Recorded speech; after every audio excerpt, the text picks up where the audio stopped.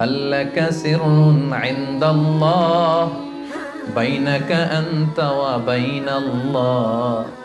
هل لك صدقات تخفى لا يعلمها إلا الله؟ هل لك سر عند الله؟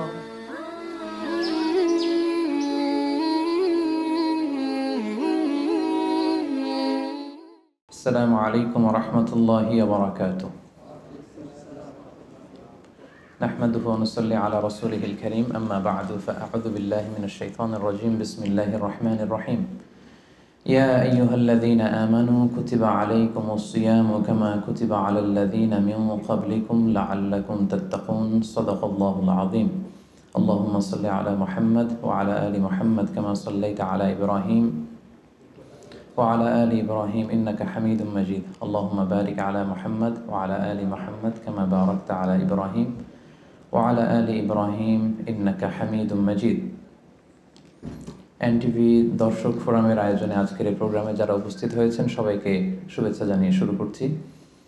শুরুতে আল্লাহ রাব্বুল ইজ্জা ওয়াল জালালের দরবারে আমরা শুকরিয়া জ্ঞাপন করছি, যিনি আমাদেরকে পবিত্র মাস রমাদানুল মুবারকে ইফতারের পূর্ব মুহূর্তে মালয়েশিয়ার রাজধানী কুয়ালালামপুরের ইন্টারকন্টিনেন্টাল হোটেলের এই বলরুমে একসাথে উপস্থিত হওয়ার তৌফিক এনায়েত করেছেন। আমরা ফরমালি আল্লাহকে থ্যাঙ্কস জানাই, শুকরিয়া জানাই। আমরা পড়ছি কালিমাতুশ শুকর, আলহামদুলিল্লাহ। এনটিভি দর্শক ফোরামের সকল ভাইদেরকে অভিনন্দন, যারা এসেছেন আপনাদেরকে মোবারকবাদ। মিডিয়া কর্মী যারা এসেছে সেই ভাইদেরকে মোবারকবাদ। ইনফিউশনের সঙ্গীত শিল্পীদেরকে মোবারকবাদ। আমরা এমন একটা মুহূর্ত এখন কাটাচ্ছি গোটা বিশ্বব্যাপী, সবার মধ্যে একটা আতঙ্ক, তাই না? অনেক দেশে লকডাউন চলছে এবং আক্রান্তের হার বাংলাদেশে বাড়ছে প্রতিদিন। ডেথ রিপোর্টও হাই। মালয়েশিয়া তো রিসেন্টলি দেখলাম যে খুব বাড়ছে। তো আমরা যে আসলে কত দুর্বল, আমরা যে দাম্ভিকতা দেখাই, অহংকার দেখাই, আসলে যে আমরা অ্যাজ এ হিউম্যান বিং কত দুর্বল, কত নগণ্য, কত তুচ্ছ। এই জন্য আল্লাহ রাব্বুল ইজ্জা ওয়াল জালালের কাছে আমরা কামনা করি যে আল্লাহ তাআলা যেন আমাদেরকে এই বিপদ থেকে মুক্তি দান করেন। গোটা বিশ্বের মানুষের মধ্যে যেন আল্লাহ তাআলা আবার স্বস্তি ফিরিয়ে আনেন। আমাদেরকে এই মহামারী থেকে যেন তিনি হেফাজত করেন। আল্লাহুম্মা আমিন। সম্মানিত সুধী, আমি একটি আয়াত দিয়ে আজকের আলোচনা শুরু করেছি। আয়াতটি অলমোস্ট মুখস্থ সবার, তাই না? রমাদানের কোনো আলোচনাতে গেলেই আমরা এই আয়াতটা শুনি, আর শুনতে শুনতে এমনি মুখস্থ হয়ে গেছে। ইয়া আইয়ুহাল্লাযীনা আমানু কুতিবা আলাইকুমুস সিয়াম কামা কুতিবা আলাল্লাযীনা মিন ক্বাবলিকুম লাআল্লাকুম তাত্তাকুন। আল্লাহ তাআলা ইরশাদ করছেন, ওহে বিশ্বাসীরা, তোমাদের উপর সিয়ামকে ফার্জ করা হয়েছে যেমনি তোমাদের পূর্ববর্তীদের উপরও ফার্জ করা হয়েছিল, যাতে করে তোমরা মুত্তাকি হতে পারো, আল্লাহ সচেতন হতে পারো। তাহলে বোঝা গেল এই যে এক মাস ব্যাপী যে আমরা সিয়াম পালন করছি, এটা শুধু আমাদের উপরই ফার্জ না, আমাদের আগেও যে সমস্ত জাতিগোষ্ঠী এসেছিল তাদের উপর আল্লাহ তাআলা ফারজ করেছিলেন। আর এটার উদ্দেশ্য কি? প্রাইম অবজেক্টিভ হচ্ছে লাআল্লাকুম তাত্তাকুন। আমার সাথে সাথে একটু পড়েন, লাআল্লাকুম তাত্তাকুন, যাতে করে তোমরা আল্লাহ সচেতন হতে পারো। মানে আল্লাহর ভয়টা এটা যেন তোমাদের মধ্যে ডেভেলপ করে, এটা যেন ইনক্রিজ করে, এটা যেন ইমপ্রুভ করে। এটা হচ্ছে সিয়ামের প্রাইম অবজেক্টিভ। তো এজন্য এই যে পুরো মাসব্যাপী যে আমরা রোজা রাখছি, আমাদের কিন্তু সবসময় এটা খেয়াল করতে হবে যে আমাদের এই যে গড কনসিয়াসনেস, আল্লাহ সচেতনতা বা আল্লাহর ভয়, এটা বাড়ছে কিনা। Is it increasing or decreasing? এটা কি বাড়ছে না কমছে? যদি আপনি ফিল করেন যে না, আল্লাহ সচেতনতা এই অ্যাট্রিবিউটটা আমার মধ্যে বাড়ছে, তার মানে আপনার সিয়াম ফলপ্রসূ হচ্ছে। আর যদি ফিল করেন না, আল্লাহ সচেতনতার কোনো ফিলিংস আমার মধ্যে নাই, তাহলে বোঝা গেল যে শুধু না খেয়ে থাকা আর না পান করে থাকাই হচ্ছে আসলে সিয়ামের যে মূল অবজেক্টিভ, সেটা পালন হচ্ছে না। প্রিয় ভাই এবং বোনেরা, দেখেন, সিয়াম এমন একটি ইবাদত যেটা আমরা শুধুমাত্র আল্লাহর সন্তুষ্টির জন্য করি, শুধুমাত্র আল্লাহকে দেখাই। এই সিয়ামটা শুধুমাত্র কাকে দেখাই? আল্লাহকে দেখাই। আমরা যে সালাত আদায় করি, এটা শুধু আল্লাহকে দেখাই না, অন্যদেরকেও দেখাই। আমি এখন সালাত আদায় করলে আপনারা দেখবেন না? আমি যদি চ্যারিটি করি, দান করি, একজন নিচ্ছে, আমি দিচ্ছি, দেখবেন না? দেখবেন। আমি যে হজে যাচ্ছি, প্লেনে চড়ে লাব্বাইক লাব্বাইক পড়ছে, লোকজন দেখে না? দেখে। কিন্তু সিয়াম হচ্ছে কেবলমাত্র একমাত্র এমন একটি ইবাদত যেটা দেখিয়ে করা যায় না। 10 জন লোক যদি এখানে দাঁড়ানো থাকে, আপনাকে যদি আইডেন্টিফাই করতে বলে, বলেন তো এই 10 জনের মধ্যে 5 জন হচ্ছে সিয়াম পালনকারী, মানে রোজা রেখেছে, আর বাকি 5 জন রোজা রাখেনি। এবার আপনি খুঁজে বের করেন কোন 5 জন রাখলো আর কোন 5 জন রাখলো না। কে কে বের করতে পারবেন বলেন তো দেখি? কেউ বের করতে পারবেন? বের করা সম্ভব না, কারণ চেহারা দেখে বোঝা যায় না যে কে রোজাদার আর কে বেরোজাদার। তো এই জন্য সিয়ামটা শুধু আল্লাহর জন্য আমরা রাখি, শুধু তিনিই জানেন আমি রোজা রেখেছি কি রাখিনি। ধরেন আমি বাসার ভেতরে ক্ষুধা, তো আমি যদি হুট করে কিছু খেয়ে ফেলি, খেয়ে আবার মসজিদে নামাজের সময় নামাজে গেলাম, সবাই মনে করবে আমি কি রোজাই রেখেছি। আসলে কি রাখছি? রাখি নাই। আবার আমার প্রচন্ড তৃষ্ণায় গলা কাঠ হয়ে আছে, আমি চাইলে কিন্তু কিছু পান করতে পারি দরজা বন্ধ করে, কেউ দেখছে না, একাকি। তো মানুষের কাছে যে আমি কিন্তু রোজাদারের ভান করতে পারি।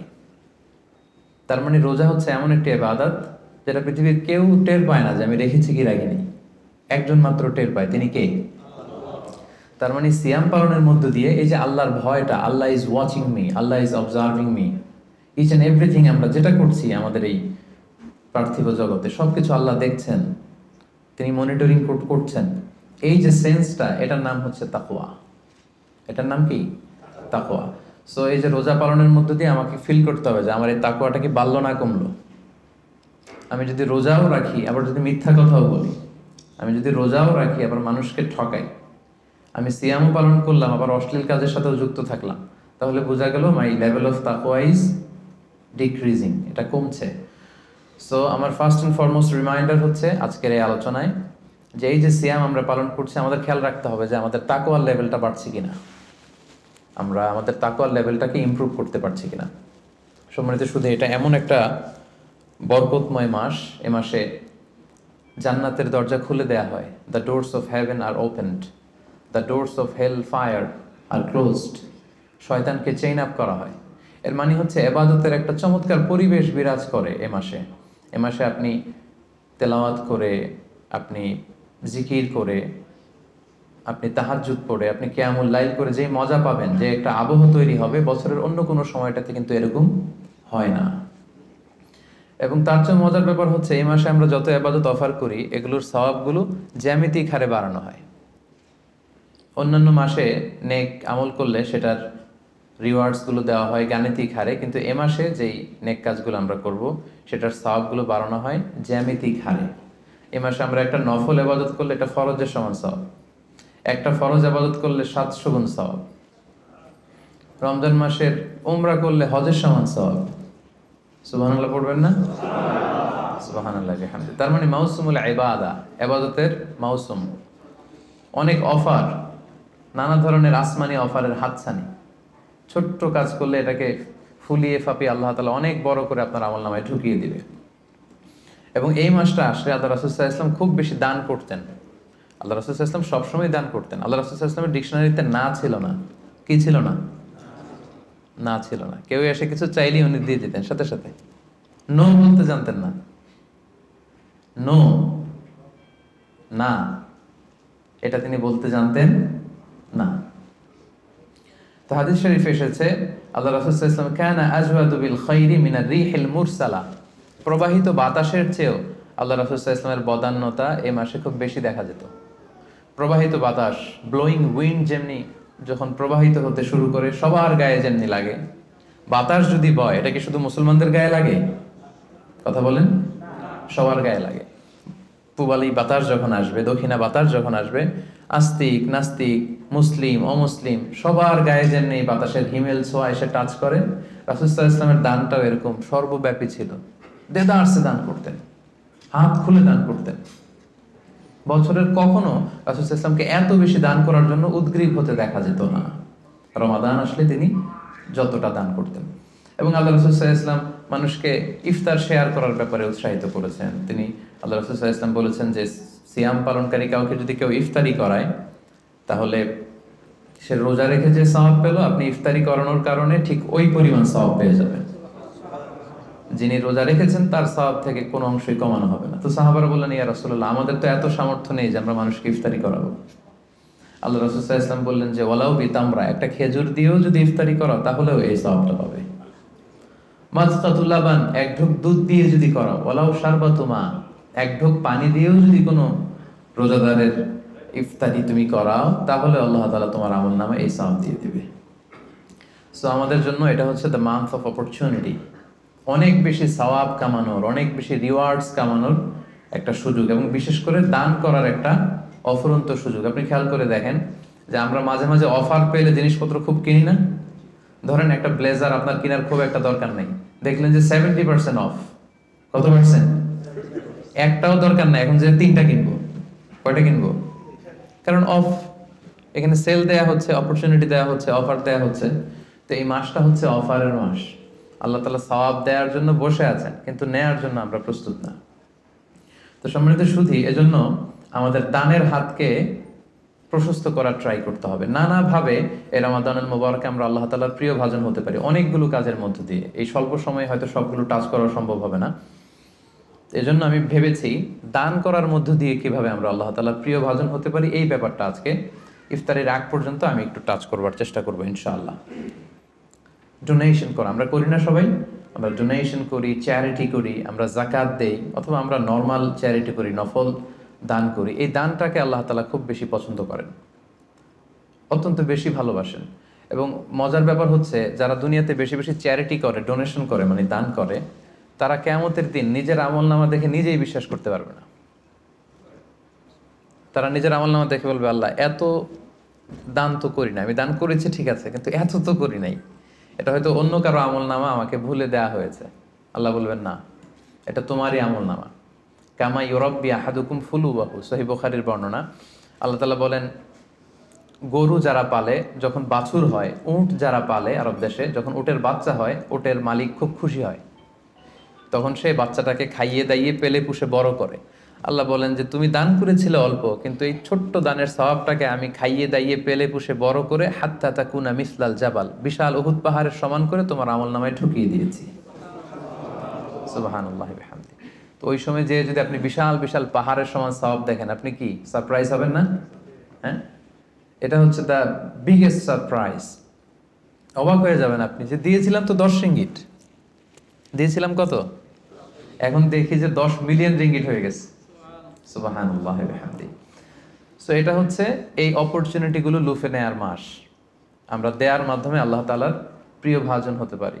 আর দিলে কখনো কমে না, দিলে কখনো কমে না। হাদিসে কুদসিতে আল্লাহ বলেন, আনফিক উনফিক আলাইক, ইবনা আদম আনফিক, তুমি দান করো, উনফিক আলাইক, আমি তোমাকে দেব, তুমি দাও তাহলে আমি তোমারে দেব। আমরা অনেক সময় মনে করি যে দিলে চলে যাবে, আসলে আপনি দিলে নতুন জিনিস পাবেন। লেটস সে আমার হাতে ধরেন এই যে ক্রেস্টটা দেয়া হলো, এটা আমি ধরে রাখলাম, তো এই 2 হাত দিয়ে ক্রেস্টটা ধরে রাখা অবস্থায় যদি আপনি আরো বড় কিছু দেন, ওটা নিতে পারবো?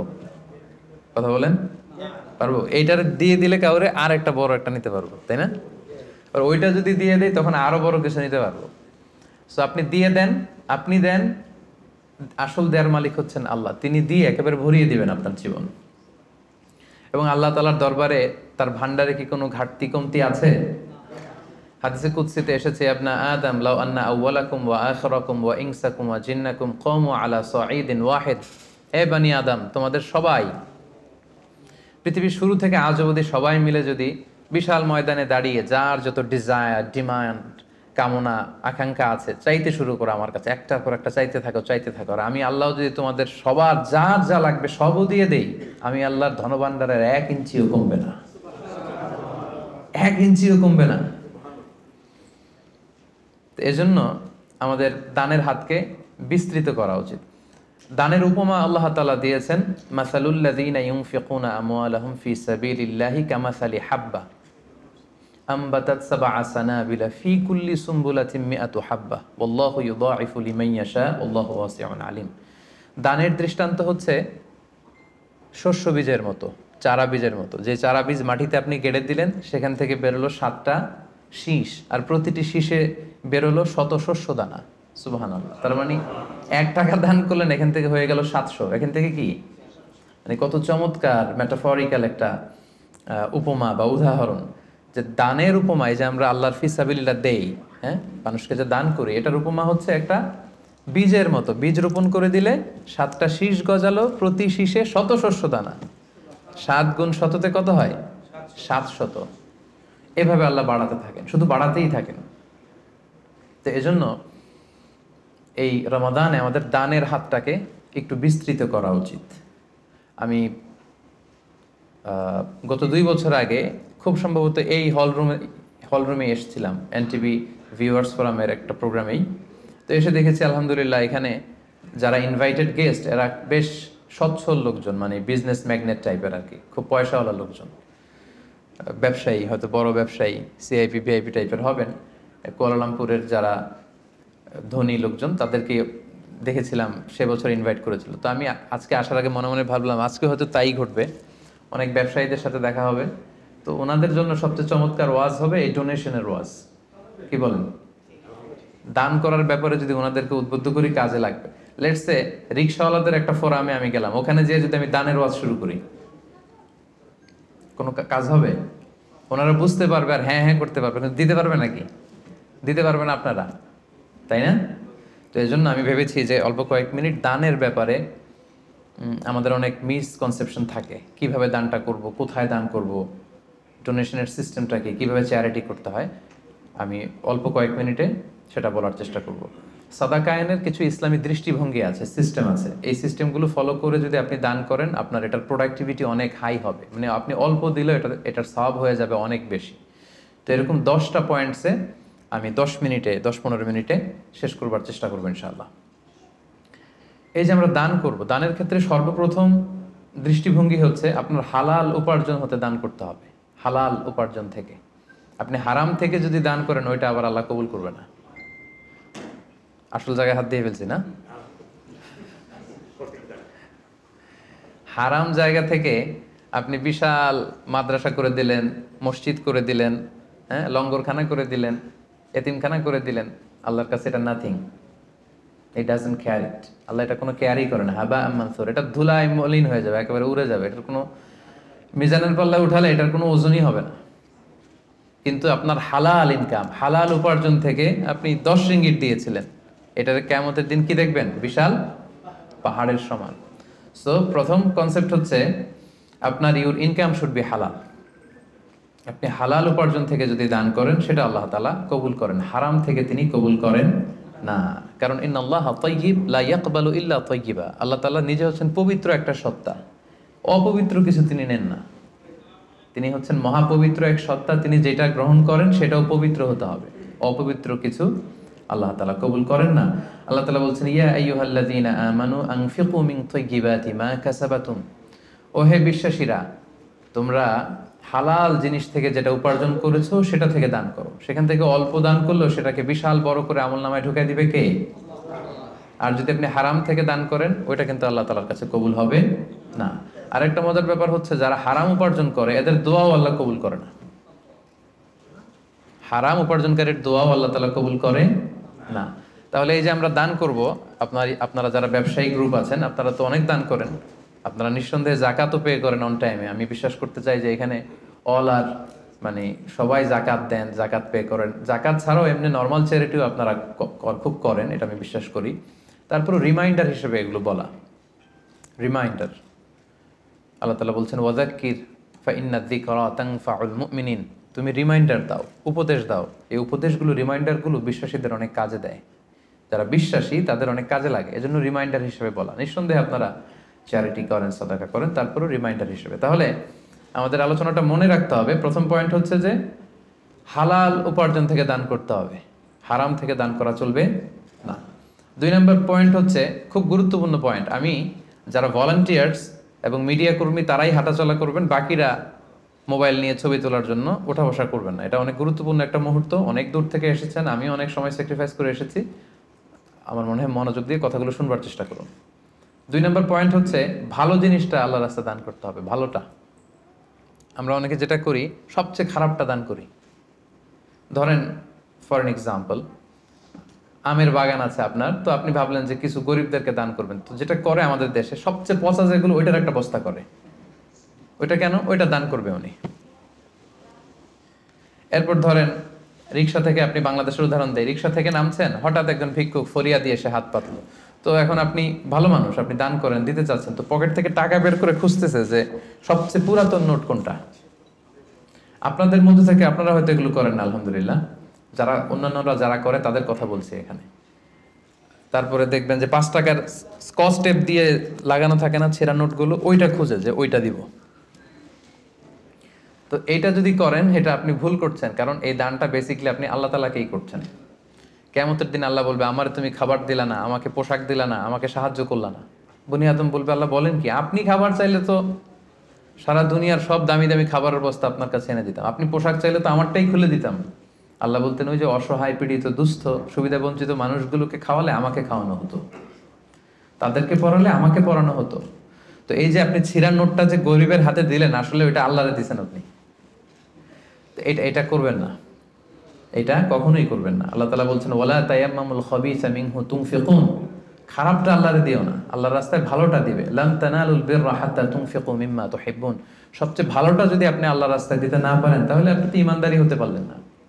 পুণ্য ততক্ষণ পর্যন্ত হাসিল হবে না যতক্ষণ না তুমি যেটা পছন্দ করো ওইটা যতক্ষণ তুমি আল্লাহর রাস্তায় দিতে না পারো, ততক্ষণ পর্যন্ত পুণ্য হাসিল হবে না। তাই দানের দৃষ্টিভঙ্গির 2 নাম্বার পয়েন্ট হচ্ছে আমরা ভালোটা দিব খুঁজে খুঁজে।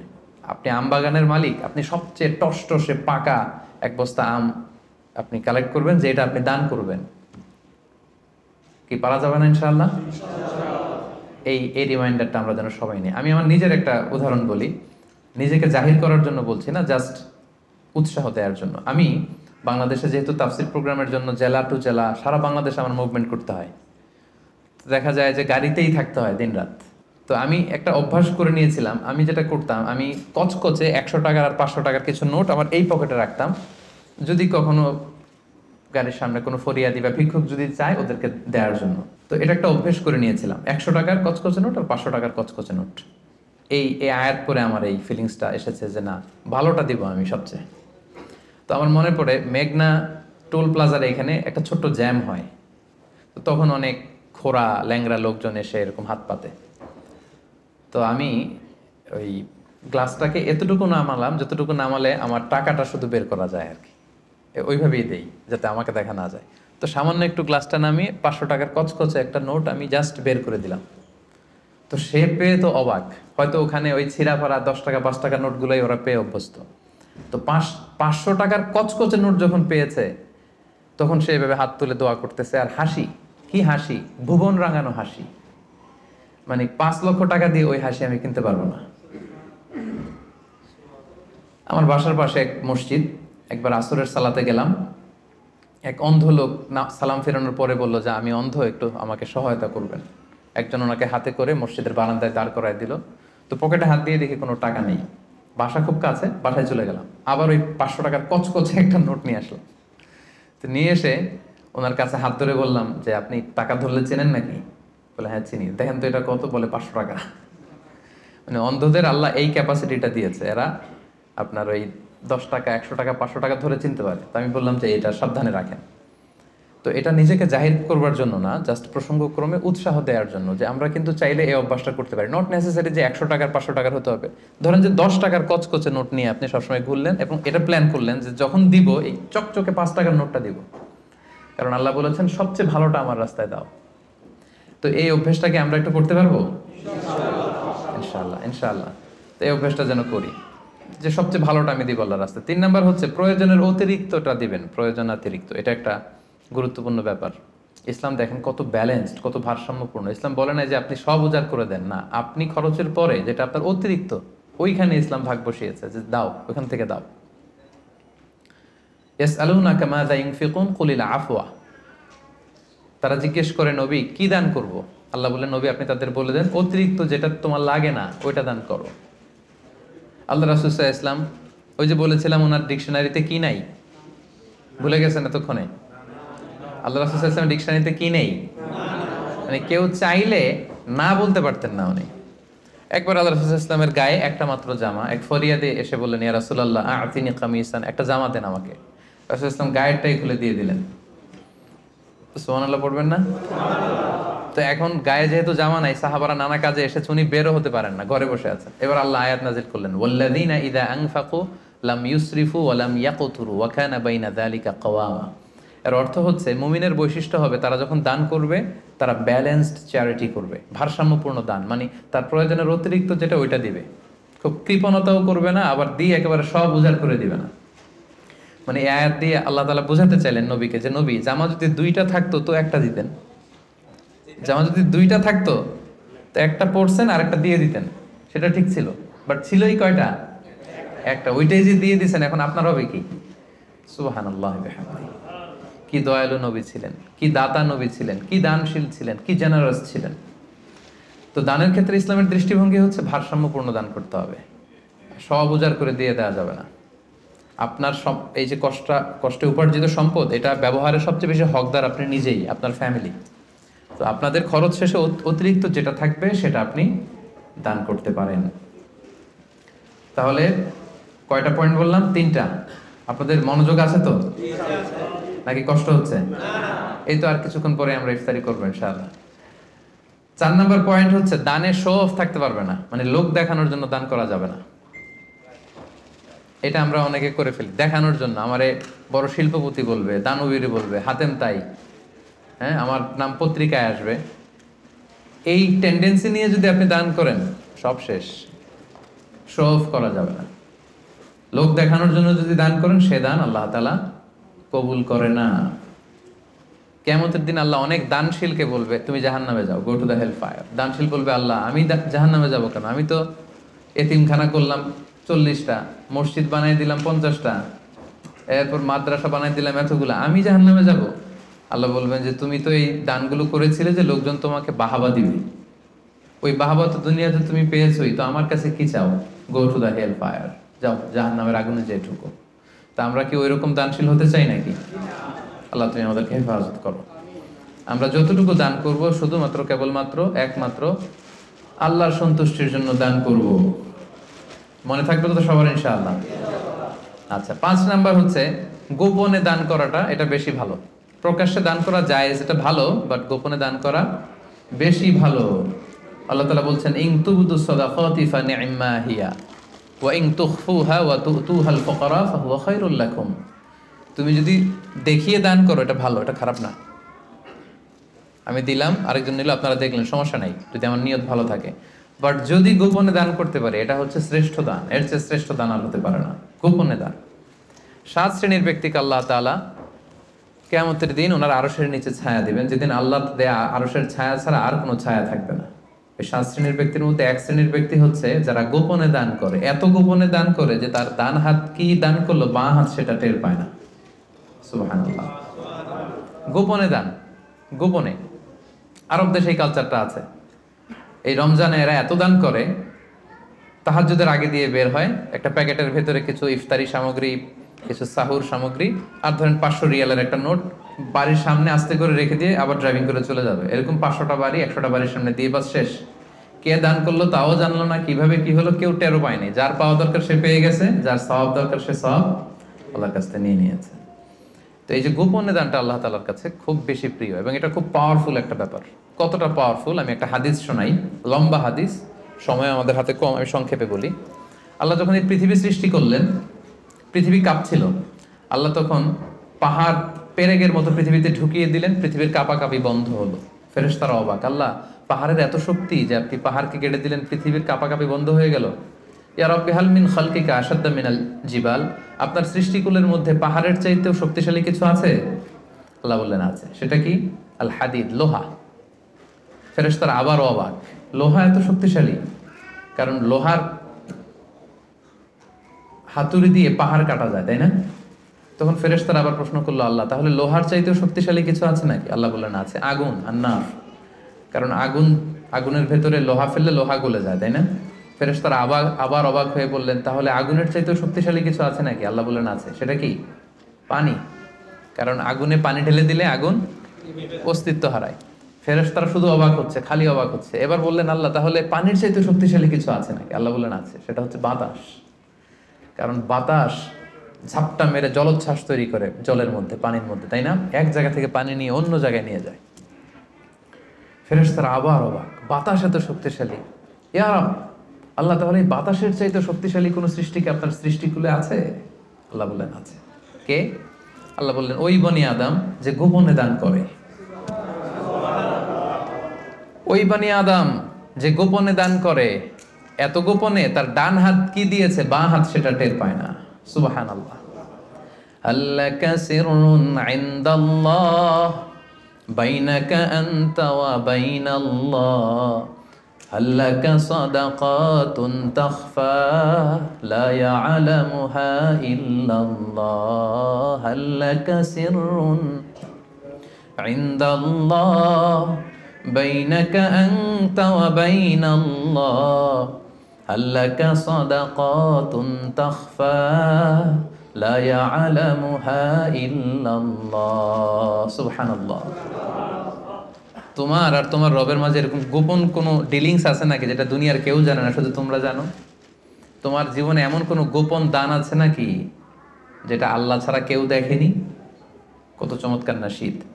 তো আমাদের প্রত্যেকের জীবনে এরকম গোপন কিছু ইবাদত থাকা দরকার, গোপন কিছু দান থাকা দরকার, যেটা যাকে দিছি ও জানে, আর যার জন্য দিছি সে জানে, আর কারোর জানানোর দরকারও নাই। এত বেশি পাবলিসিটি, এত বেশি প্রচার প্রচারণার দরকার নাই। তো এই জন্য দানটা হতে হবে গোপন দান, এটা আল্লাহর কাছে প্রিয়।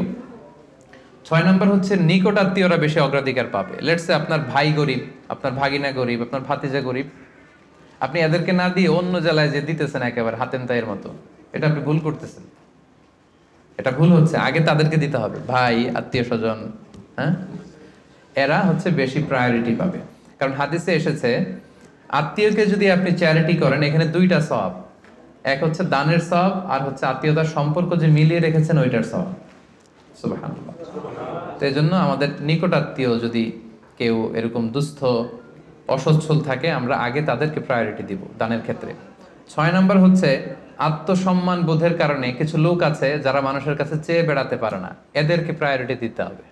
কিছু লোক আছে সব জায়গায় চায়, যেখানেই দান দক্ষিণা হচ্ছে ওখানে যে লাইন ধরে, দিনে 5টা লাইন ধরবে, সব জায়গায় যে হাত পেতে আছে। কারণ এদের চক্ষু লজ্জার ব্যাপারটা ওইরকম নাই, এরা চাইতে পারে, সমস্যা হয় না, আসলেই গরিব, আবার চায়ও মানুষের কাছে দিতে আসছে, চাচ্ছে তো পাচ্ছে। কিছু লোক আছে বুক ফাটে তো মুখ ফোটে না, এর পেটে ক্ষুধার জ্বালা কিন্তু বলে না কাউকে, এমন ভাবে চলে আত্মসম্ভ্রম বোধের কারণে, তার একটা প্রেস্টিজ আছে, সে কারো কাছে চায় না, কারো কাছে যে হাতও পাততে পারে না সামাজিক একটা অবস্থানের কারণে। আমাদের বিত্তশালী যাদেরকে আল্লাহ তাআলা বানিয়েছেন, আমাদের দায়িত্ব হচ্ছে এদেরকে খুঁজে খুঁজে লিস্ট করে এদের হাতে যে পৌঁছে দেয়া। মনে থাকবে তো ইনশাআল্লাহ। এরপরে দান করার ক্ষেত্রে আরেকটা জিনিস খেয়াল রাখতে হবে, দান করে খোটা দেওয়া যাবে না। লা তুবতিলু সাদাকাতিকুম বিল মান্নি ওয়াল আযা। খবরদার, তোমরা খোটা দিয়ে, কষ্ট দিয়ে তোমাদের সাদাকাকে বাতিল করো না। আমরা এটা অনেকে করি। আমার অনেক পয়সা ছিল, আমার পয়সা পেয়ে অনেক ফ্যামিলি হয়তো দাঁড়িয়েছে, তখন কিছু হলেই পান থেকে চুন খসলেই বলে, জানি তোমরা কি ছিলা, আমার আব্বা দিলেই তো খেতে পারতা, আমরা দিলেই তোমরা পড়ছো, আমাদের টাকায় তোমরা পড়াশোনা করে আজকে এই অবস্থানে আসছো, শেষ করে দিলেন আপনার আব্বার, আপনাদের দানগুলো শেষ করে দিলেন আপনি এই কথা বলে। খোটা দিয়েছেন তো আপনার আমলনামা, এই দানের যে সওয়াব, এটা আল্লাহ ধ্বংস করে দিবে। এজন্য খবরদার, লা তুবতিলু সাদাকাতিকুম বিল মান্নি ওয়াল আযা। আমরা যেন কারো মনে কষ্ট দিয়ে, কাউকে খোটা দিয়ে যেন আমাদের এই সাদাকা নষ্ট না করি। এরপরে সর্বশেষ হচ্ছে মৃত্যুর আগেই দান করতে হবে। লাস্ট পয়েন্ট, সর্বশেষ পয়েন্ট হচ্ছে সুস্থ থাকতে মৃত্যুর আগেই দান করে যেতে হবে, ওইটা আল্লাহর কাছে বেশি প্রিয়। আমি উদাহরণ দিই, ব্যাপারটা কেমন। অনেকের এরকম হতে পারে যে তার ক্যান্সারে সে আক্রান্ত, দুরারোগ্য ব্যাধি, আর বাঁচবে না, এখন বিছানায় পড়ে গেছে, এখন 1000 কোটি টাকার মালিক, জীবনে দান টানার করে নেই, এখন বিছানায় পড়ে বলতেছে ওই মাদ্রাসায় 10 লাখ দিয়ে দে, ওই হেফজখানায় 50 লাখ, ওদিকে 1 কোটি দিতে থাকো। তো এটা তো আপনি এখন আর ভোগের সুযোগ নেই, এই জন্য দিচ্ছেন আপনি, তাই না? এটা আপনি যদি নাও দেন, এটা অন্যরা ভাগ বটরা করে নিয়ে যাবে আপনার মৃত্যুর পরে, আপনি শেষ, এরপর লোকজন যা পাওয়ার পাবে, আপনার ভোগের সুযোগই নাই আর। তো ওই অবস্থায় যে যেন টনক না নড়ে আমাদের। আল্লাহ রাসূল সাল্লাল্লাহু আলাইহি ওয়াসাল্লামকে জিজ্ঞেস করা হয়েছে, ইয়া রাসূলুল্লাহ আইয়ু সাদাকাতি আ'যামু আজরা, কোন সাদাকায়, কোন দানে সওয়াব বেশি? রাসূল সাল্লাল্লাহু আলাইহি ওয়াসাল্লাম বললেন, ওয়া আনতা সাদাকা ওয়া আনতা সহিহুন শাহীহ তাখশাল ফাকরা ওয়া তা'মুলুল গানা। এমন অবস্থায় দান করো যখন তুমি সহিহ শাহীহ, তুমি সুস্থ আর এটা উপভোগের সুযোগ আছে। যখন আমরা এখন সবাই সুস্থ না, এখন আমাদের টাকা লাগবে, আমাদের গাড়ি কিনতে হয়, বাড়ি কিনতে হয়, ফ্যামিলি খরচের জন্য দিতে হয়, টাকাটা খুব দরকার এখন আমাদের, এবং এটা খরচ করার সুযোগ আমার আছে। এখন যদি আপনি দান করেন, এই দানটা আল্লাহ তাআলার কাছে বেশি প্রিয়। এখন আপনি বিছনায় পড়ে ক্যান্সারে আক্রান্ত, কোভিড-19 যান যায় ডাক্তার বলল আশা ছেড়ে দিছে আমরা, আপনি হয়তো আর বাঁচবেন না। এখন আপনি ওই মাদ্রাসায় 50 লাখ, ওই এতিমখানায় 20 লাখ দিতেছেন। তো এটা হচ্ছে আপনি ঠেকায় পরে দিচ্ছেন, চিপায় পরে, ভেজালে পরে দিচ্ছেন আর কি। এই দানটা আল্লাহর কাছে কতটুকু যে সওয়াব পাবেন আল্লাহই ভালো জানে। তো এই ঝামেলায় ভেজালে পড়ার আগে, বিপদে পড়ার আগে আমাদেরকে দান করতে হবে। যখন আমি শাহী সুস্থ, এখন আমার উপার্জনের অনেক সুযোগ আছে। তো সম্মানিত সুধী, এই রমাদান হচ্ছে আমাদের এই সাদাকার সবচেয়ে বড় সুযোগ। অন্য বছর দিলেও আপনি বছরের অন্য সময় দিলেও সওয়াব পাবেন, কিন্তু আমি শুরুতেই বলেছি যে দ্য রিওয়ার্ডস অফ আমাল are multiplied in this blessed month. এই মাসে সওয়াবকে অনেক মাল্টিপল করা হয়। নফল করলে ফরজের সমান সওয়াব, ফরজ করলে 700 গুণ সওয়াব, এই মাসে উমরা করলে হজের সমান সওয়াব। আপনি চিন্তা করছেন হিসাবটা? এজন্য আমাদের যাদের জাকাত ফরজ হয়েছে আমরা যেন জাকাত আদায় করে দেই। হিসেব করে দিতে হয় জাকাতটা। অনেকে বাংলাদেশে যেটা করে, তারা মনে করে যে দিয়ে দিলাম 20,000 শাড়ি জাকাত, এটা কিন্তু জাকাত আদায় হয় না। জাকাতের শাড়ি, জাকাতের লুঙ্গি বলতে কোনো টার্মিনোলজি ইসলামে নাই। আর জাকাতের শাড়ির যে বেহাল দশা বাংলাদেশে, এটা একবার ধোয়ার পরে দ্বিতীয়বার আর পরা যায় না, রং থাকে না, পাতলা শাড়ি। এটা গরিবের সাথে আর উপহাস। আমরা অনেকে মনে করি যে আমরা দরিদ্রদেরকে জাকাত দিয়ে অনেক বেশি বড় কাজ করে ফেললাম, কিন্তু আল্লাহ বলছেন ওয়াফি আমওয়ালিহিম হাক্কুন লিসাইলি ওয়াল মাহরুম। তুমি কোনো করুণা করনি, বরং তোমার সম্পদে এটা গরিবদের অধিকার। বরং গরিবরা আমার জাকাত নিয়ে আমাকে করুণা করেছে, কি বলেন? আচ্ছা, একটু খেয়াল করে উত্তর দিবেন বুঝে শুনে। আমি যদি ধনী হই, জাকাত দেওয়া আমার জন্য কি ফরজ? আর আরেকজন লোক গরিব, তার জন্য জাকাত খুঁজে খুঁজে নেওয়া কি ফরজ? নিবেন, আসে নিলাম না আপনার জাকাত, আমি কষ্টে কাটালাম, কোনো সমস্যা আছে? নাই। তো আমার ফরজ কিন্তু আমার ঠিকই আদায় করে ফেলতে হবে, আল্লাহর মহাখাজা, আল্লাহর পাকড়াও থেকে বাঁচার জন্য আমাকে দিতেই হবে। কিন্তু ও বাধ্য না নিতে, তার মানে ও আমারে বাঁচায় গেল, তাই না? সে আমাকে বাঁচালো জাহান্নামের আগুন থেকে। এজন্য যারা ওয়াল্লাযীনা ইয়াকনিজুনা আয-যাহাবা ওয়াল ফিদ্দাতা ওয়া লা ইউনফিকুনাহা ফি সাবিলিল্লাহ ফাবাশশিরহুম বিআযাবিন আলীম। যারা সম্পদ, যারা জুয়েলারি, অর্নামেন্টস এগুলো জমা করে রাখে, ব্যাংক ব্যালেন্স জমা করে রাখে, জাকাত ফরজ হওয়ার পরেও জাকাত দেয় না, হে নবী তাদেরকে ভয়ঙ্কর আপনি আযাবের সুসংবাদ দিন, ভয়ঙ্কর শাস্তি তাদের জন্য অপেক্ষা করছে। সাইয়ুতাওয়াকুনা মা বাখিলু বিহি ইয়াউমাল কিয়ামাহ। সবচেয়ে ভয়ঙ্কর কথা হচ্ছে কিয়ামতের দিন পৃথিবীতে যত অন্যায় আমরা করি সবগুলোর শাস্তি দেয়া হবে জাহান্নামে যাওয়ার পরে। শুধু জাকাতের শাস্তি দেওয়া শুরু হয়ে যাবে ইয়াউমাল কিয়ামা। কিয়ামতের ময়দানে শিকল দিয়ে ডান্ডা বেরি পরি আপনাকে টানা হবে। কথা বুঝতে পেরেছেন? সব অপরাধের শাস্তি কোথায় হবে? জাহান্নামে। কোথায় যাওয়ার পরে? আগে ফায়সালা, আমি জান্নাতি না জাহান্নামে। জাহান্নামে গেলে তখন শাস্তি। শুধু জাকাতের শাস্তি কিয়ামতের ময়দানে মায়ের শুরু। আচ্ছা, এবার একটু বলেন তো, যে লোকটা জাকাত না দেওয়ার কারণে কিয়ামতে কোটি মানুষের সামনে তাকে শিকল ধরে টানা হচ্ছে, সে যদি নামাজি হয়ে থাকে তার নামাজ কি কাজে লাগলো? ও যদি হজ করে থাকে ওর হজ কি কাজে লাগলো? ওর অন্যান্য ইবাদত কি কাজে লাগলো? তো এই জন্য এই যাকাত এটা হচ্ছে গরিবের অধিকার, এবং এটা আল্লাহ তাআলা আমাদের উপর ফার্জ করেছেন, অবধারিত। এই ক্ষেত্রে যেন আমরা কোনো ধরনের গরিমসি না করি। এবং কিয়ামতের দিন আল্লাহ বলছেন যে আমরা যে সম্পদগুলো জমা করেছি এগুলোকে আগুনে পুড়িয়ে লোহার খুন্তি দিয়ে কপালে একটা ছেক দেওয়া হবে, পাঁজরে একটা, পিঠে একটা। জাহান্নামের আগুন এটা যেন তেন আগুন না। দুনিয়ার আগুন আঙ্গুলে লাগলে আঙ্গুল জ্বলে, জাহান্নামের আগুন আঙ্গুলে একটু লাগলে আগে কলিজা জ্বলে যাবে। নারুল্লাহিল মুকাদা আল্লাতী তাত্তালিউ আলাল আফইদা। দুনিয়ার আগুন যেখানে লাগে ওইখানে জ্বলে, পায়ে লাগছে পায়ে জ্বলবে। জাহান্নামের আগুন লাগা মাত্রই আগে কলিজাটা ছাই হয়ে যাবে। ওই আগুন হজম করার ক্ষমতা দিয়ে আল্লাহ আমাদেরকে তৈরি করেননি। এজন্য আল্লাহ তাআলা আমাদের যাদেরকে তিনি ব্লেসিং দিয়েছেন, আমাদেরকে সম্পদশালী করেছেন, সচ্ছল বানিয়েছেন, আমরা যেন এই ফরজ জাকাতকে আদায় করি। যারা জাকাত আদায় করবে না, এই সম্পদগুলো তাকে সাপ হয়ে পেঁচিয়ে ছবল মারতে থাকবে আর বলবে আনা মালুক আনা কানজুক। জাহান্নামের ভেনোমাস এই স্নেকগুলো আপনার সারা শরীরে পেঁচিয়ে শুধু ছবল মারতে থাকবে। কারুনের ঘটনা আমাদেরকে আজও আমাদের চোখের সামনে রয়েছে, যে কারুনের সব সম্পত্তি সহ আল্লাহ মাটিতে দাবিয়ে দিয়েছিল, তার সব সম্পত্তি সহ দাবিয়ে দিয়েছিল। ওই জায়গাটা এখন একটা লেক, বহাইরা কারুন বলে, আমি নিজে দেখে এসেছি মিশরে। এটা একটা টুরিস্ট স্পট, অনেকে দেখতে যায়। তো আজও কিয়ামত পর্যন্ত 1 বিঘত করে সে মাটির নিচে যাচ্ছে তো যাচ্ছে, যাচ্ছে তো যাচ্ছে। তো সম্মানিত সুধী, আসুন আমরা ইফতারের এই পূর্ব মুহূর্তে আল্লাহ তাআলা আমাদের যাদেরকে সম্পদ দিয়েছেন, দান করে যিনি আমাদেরকে অনেক প্রাচুর্যতা দিয়েছেন, সচ্ছলতা দিয়েছেন, আমাদেরকে মিলিয়নার বানিয়েছেন, বিলিয়নার বানিয়েছেন, এটা কিন্তু আল্লাহর খেলা। হ্যাঁ, আমাদের চেষ্টা ছিল। দেখেন গল্পটা দেখেন, গাড়ির ভেতরে হচ্ছে বিলিয়নিয়ার আর বাইরে দাঁড়িয়ে আছে নিঃস্ব, এরকম হাত পাচ্ছে আর উনি দিচ্ছে। গল্পটা উল্টাও হতে পারতো, আমি ওই জায়গায় দাঁড়িয়ে এরকম চাচ্ছি, তাই না, আর উনি দিচ্ছে, এরকম হতে পারতো না ঘটনাটা? তো ঘটনাটা কিন্তু আল্লাহ ওরকম করেননি, বরং আল্লাহ ব্লেসিংস করেছেন আমাদেরকে। আমাদেরকে তিনি সম্পদের মালিক বানিয়েছেন, তিনি আমাদেরকে প্রাচুর্যতা দিয়েছেন। আমরা যেন এর শুকরিয়া করি এবং এর যাকাত যেন আদায় করি, এবং এই রমাদানে বেশি বেশি দান করে অফারের মাসে অফারগুলো যেন আমরা নিতে পারি, এবং আল্লাহ তাআলার প্রিয় ভাজন বান্দাদের অন্তর্ভুক্ত যেন আমরা হতে পারি। আল্লাহ তাআলা আমাদের সবাইকে কথাগুলো বোঝার ও আমল করার তৌফিক দান করুক। আমরা পড়ি আমিন।